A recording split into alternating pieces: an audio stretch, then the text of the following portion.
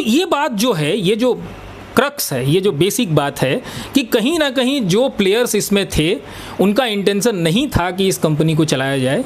उनका इंटेंशन था कि इसकी जो प्रॉपर्टीज़ हैं उसकी बंदर बांट हो।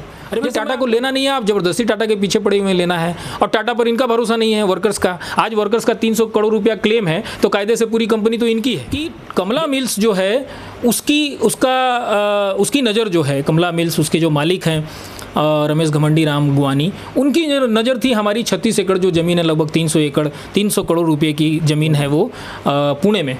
उस ज़मीन पर उनको मल्टीप्लेक्स बनाना था, और जैसा लोग बताते हैं कि वो लगभग 30,000 करोड़ का प्रोजेक्ट था। नमस्कार, सोशल संवाद में स्वागत है। मैं शशि भूषण। आज हम बात केबल कंपनी की करने आए हैं जो 93 से बंद है, और जितने भी झारखंड और जमशेदपुर के रहने वाले लोग हैं उनको पता है कि केबल कंपनी में कितने लोग काम करते थे और कैसा एक बड़ी कंपनी थी जो मुनाफे में चल रही थी।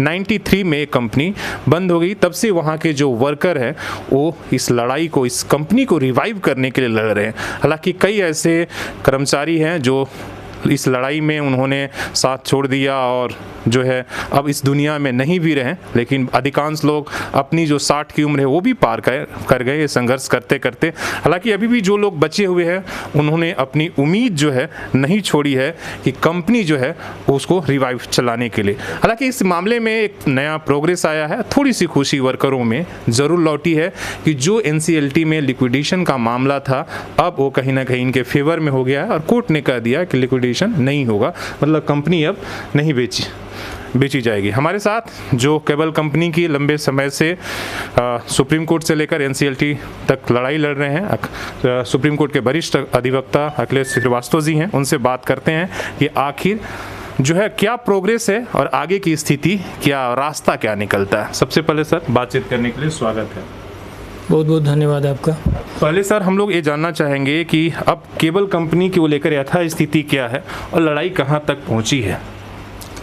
देखिए, मैं जब सुप्रीम कोर्ट में अपीयर किया लास्ट, तो उनका जो दोनों जो जजेस थे उनका जो अप्रोच था उससे बहुत मुझे भी काफ़ी भरोसा बना, क्योंकि जिस तरीके से एक गलत आदेश NCLT में पारित कर दिया गया था कि कंपनी को लिक्विडेट कर दिया जाए, NCLT में जो जजेस थे उनको बात समझ में आ गई।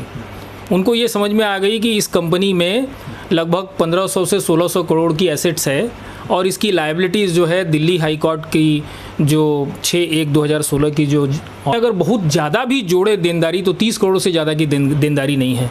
तो बड़ा आश्चर्यजनक बात है कि 1500 करोड़ की कंपनी जिसके पास 1500 करोड़ की प्रॉपर्टी है और मात्र 30 से, अगर हम इसको बढ़ा के भी बहुत एक्सटेंड करें तो 50 करोड़ देना, उससे ज़्यादा हमको नहीं देना है, तब भी हमारे पास 1450 करोड़, तो 50 करोड़ रुपया तो हम खुद अपनी प्रॉपर्टी बेच के दे सकते हैं, और बाकी 1400 करोड़ में से 100-200 करोड़ रुपया अगर हम लगा दिए होते तो ये कंपनी शायद आज से 10 साल पहले, 15 साल पहले हम खुद चला लिए होते, लेकिन नहीं चली।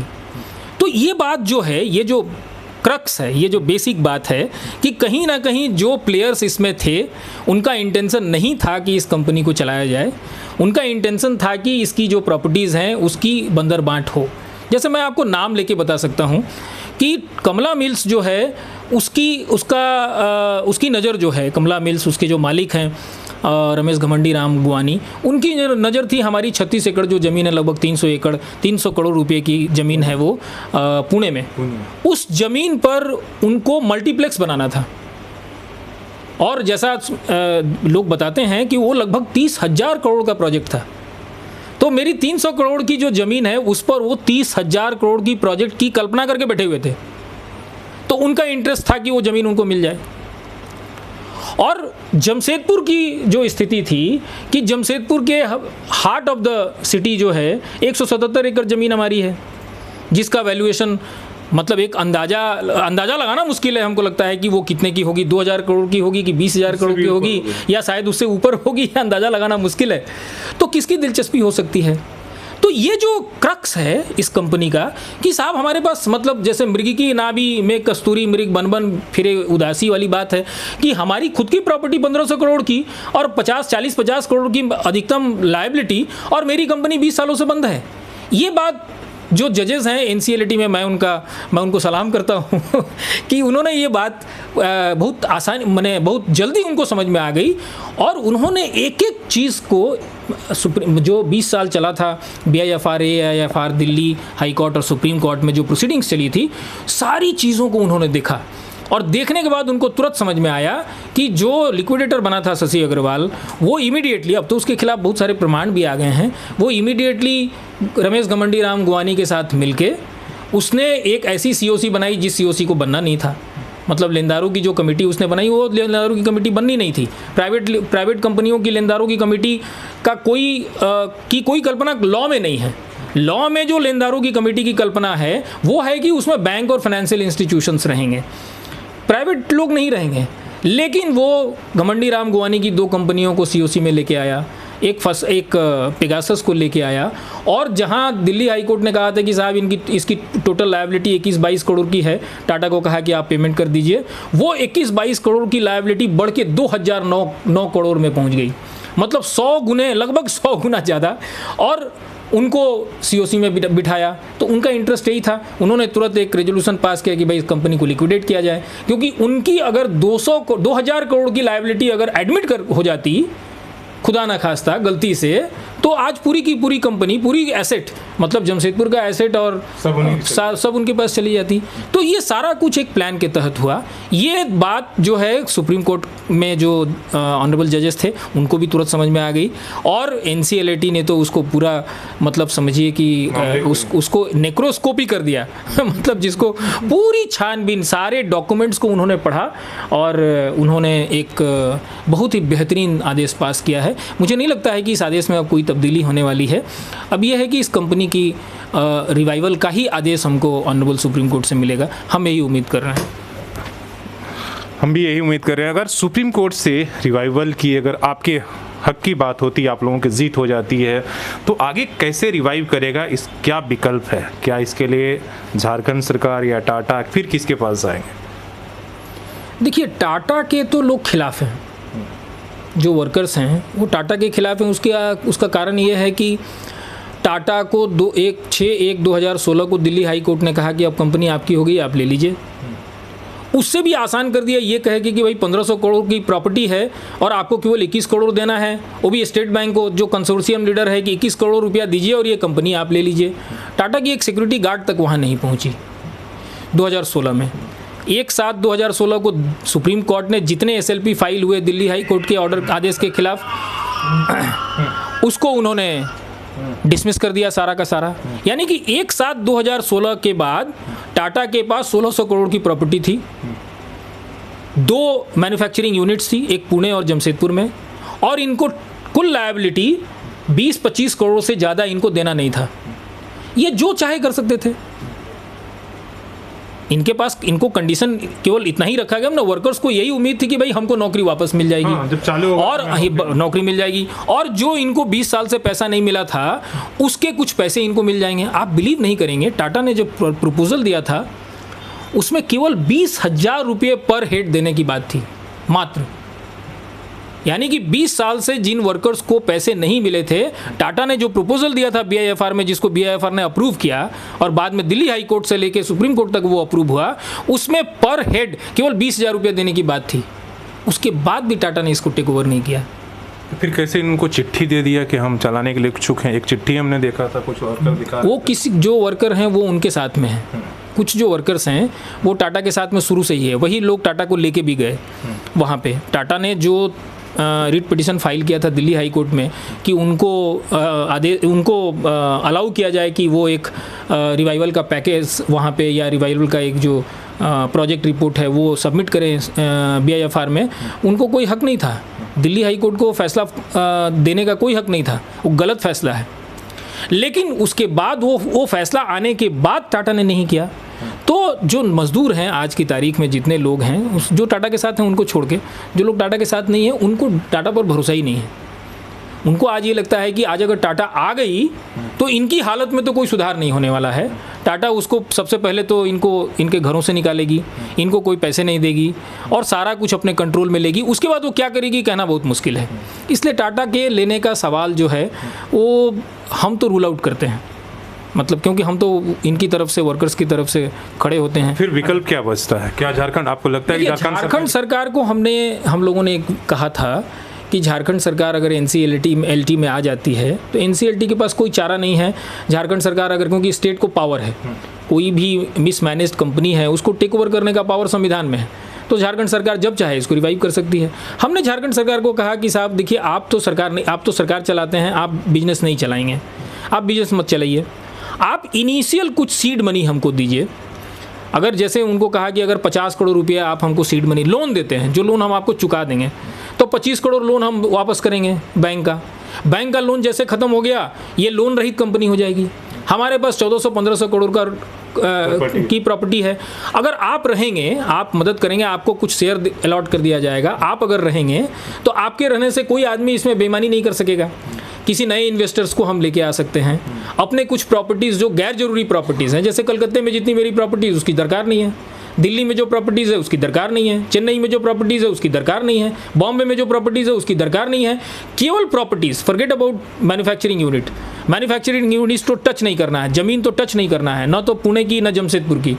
लेकिन जो प्रॉपर्टीज़ हैं, मतलब जिसको बिल्डिंग्स कहते हैं, अगर वो बेच दें हम, जिसकी ज़रूरत नहीं है हमको, अगले 50 साल ज़रूरत नहीं, तो 200 करोड़ तो केवल उसी से आ जाएगा।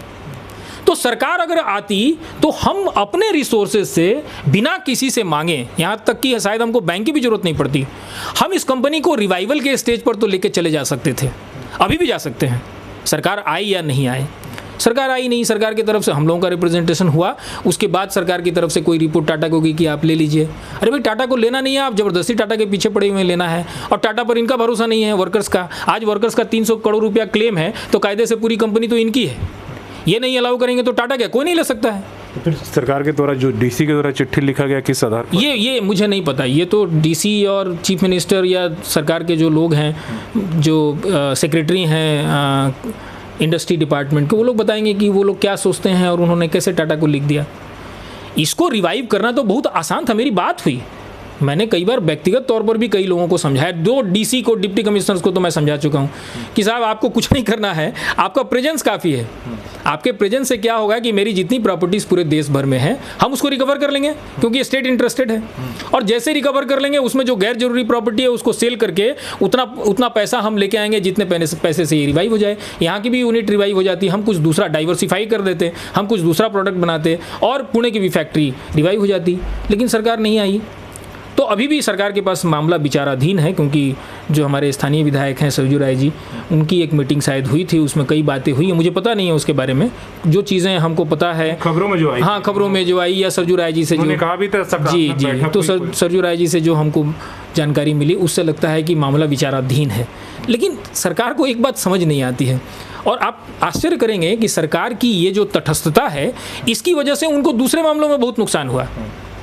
आधुनिक जो कंपनी बंद हुई, उसमें जो माइनिंग डिपार्टमेंट है सरकार की, उसके सैकड़ों करोड़ रुपया नुकसान उसमें हुआ उनको। क्यों? उनकी तटस्थता। उनको समझ में नहीं आता है कि इस लॉ में उनको ऑपरेट कैसे करना है। उनको सबसे पहली बात दिमाग में ये डालना है कि इस लॉ में 330 दिन, अधिकतम 330 दिन की व्यवस्था है, जो 1 साल भी नहीं है। यानी कि एक कंपनी को रिवाइव करना है कि लिक्विडेट करना है, वो सब कुछ 330 दिन में तय हो जाएगा। ये तो सोचते रहते हैं इनके डिपार्टमेंट के लोग, एक तो समझ नहीं रखते हैं, इनको अकल नहीं है। दूसरा, ये सोचते रहते हैं कि क्या करें। फिर इनके जो एडमिनिस्ट्रेटिव जो लेयर्स हैं, वो इतना कॉम्प्लिकेटेड है कि वो डिसीजन होना नहीं है 5 साल से पहले, तो आपको तो नुकसान ही होगा। तो जो माइनिंग डिपार्टमेंट अपना सैकड़ों करोड़ रुपया का नुकसान कर सकती है, उस पर हम भरोसा करें कि वो इनकैप कंपनी जो है 330 दिन के अंदर में रिवाइव करने में मदद करेगी। ये हमको लगता है कि ये उम्मीद ही करना झारखंड सरकार से मुश्किल है, क्योंकि अगर झारखंड सरकार को इस लॉ में अगर कुछ करना था तो इनको एक टास्क फोर्स बनाना पड़ता, जिसके दिमाग में ये बात रहती कि साहब हमको 330 दिन ही मेरे हाथ में समय है और इसी में सारा कुछ करना है। अगर NCLT में जाना है, एप्लीकेशन लगाना है, तो 330 दिन के अंदर में जाना है। NCLT जाना है तो उसी दौरान जाना है। सुप्रीम कोर्ट भी आपको जाना पड़ सकता है। इनकी काहिली के चलते इनको बहुत सारा नुकसान हुआ। मैं उतना डिटेल में जाना नहीं चाहता हूँ, क्योंकि हम लोग स्पेसिफिक केबल की चर्चा कर रहे हैं। तो हम अब इनसे उम्मीद नहीं कर रहे हैं कि इनसे कुछ होगा। मामला विचाराधीन और विचाराधीन रह जाएगा, इनसे कुछ होगा नहीं। प्रैक्टिकल बात इतना ही है, जो आपने सवाल पूछा उसका जवाब दे रहे हैं, कि हम लोग कोशिश ये करेंगे, कई जो स्थानीय इन्वेस्टर्स हैं वो हमारे संपर्क में हैं, जिनसे हमारी बात हुई। उसमें से कई लोग केवल अश्योरेंस चाहते हैं कि उनका पैसा नहीं डूबेगा। उनको ये बात समझाने की बात है, उनको भरोसा दिलाने की बात है कि पैसा तो डूबेगा नहीं। क्योंकि पैसा अगर किसी एस्क्रो अकाउंट में हम रखते हैं तो वो पैसा जब तक NCLT एक आदेश नहीं देती है, हमें अलाउ नहीं करती है, हमारा जो रिवाइवल का पैकेज जब तक वो अप्रूव नहीं करती है, तब तक वो पैसा तो खर्चा नहीं होगा, आप उसको कुछ कर ही नहीं सकते हैं। जब वो अलाउ करेगी कि भाई अब कंपनी हम आपको अलाउ करते हैं कि आप इसको रिवाइव करिए, तभी हम उस पैसे का इस्तेमाल कर सकते हैं।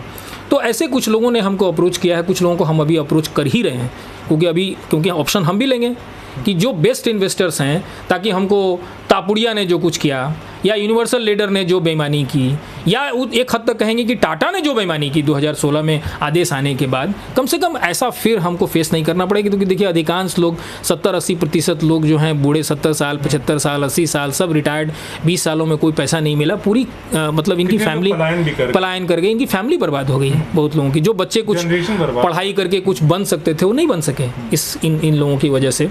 तो अब ऐसा कोई धोखाधड़ी इनके साथ नहीं हो, ये कोशिश हम जरूर करेंगे। इसलिए हम छानबीन कर रहे हैं, लोगों के बारे में पता कर रहे हैं, बहुत सारे इन्वेस्टर्स हैं।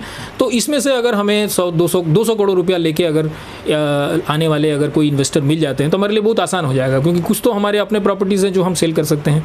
अगर उसको नहीं सेल करें तो 200 करोड़ रुपया जो लेके आएगा उसको कोई भी बैंक 200 करोड़ रुपया उठा के देगा on the basis of security of my properties. क्योंकि मेरी प्रॉपर्टीज़ की वैल्यू लगभग 1500 करोड़ रुपया है, 200 करोड़ रुपया कोई भी बैंक दे देगा आराम से, बशर्ते कि कोई इन्वेस्टर 200 करोड़ रुपया लेने के आने के लिए तैयार हो। तो हम मानते हैं कि जो ये ऑप्शन जो अभी मैं बात कर रहा हूँ कि कोई नया इन्वेस्टर जो है वो 100 से 200 करोड़ रुपया लेके आएगा और बैंक की मदद से और नए प्रोजेक्ट की मदद से हम लोग शायद कामयाब होंगे इस कंपनी को खोलने के लिए। हम तो यही उम्मीद कर रहे हैं, इतनी 2 सालों से कोशिश कर रहे हैं इसी के लिए।